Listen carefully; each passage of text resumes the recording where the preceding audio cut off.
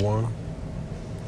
Tomorrow marks the 13th anniversary of a dark day in history, the 9/11 attacks. In Grand Rapids, you can get a first-hand account of the events of that day from someone who was there.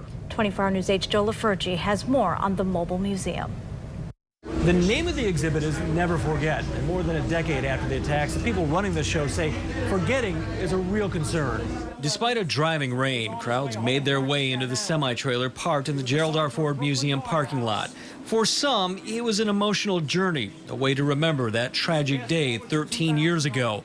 For others, it was a history lesson.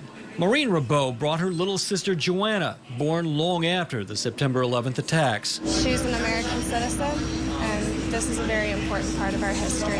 John LaBarbera would like to see more of that. When a firefighter was recovered, the company was notified, active and retired members came to escort the body out.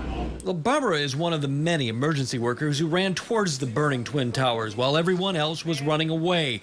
The FDNY battalion chief was off duty on the morning of September 11th, but responded after the second plane crashed into the South Tower. It was so surreal. Barbara's work with the Mobile Museum is personal, a way to remember the 343 fellow FDNY members who died that day. But it's also brought cause for concern. LaBarbera says some young people just don't seem to get 9/11's significance. When I ask them questions when they come to the exhibit, they have no information on it as far as numbers, or they don't even remember what happened that day.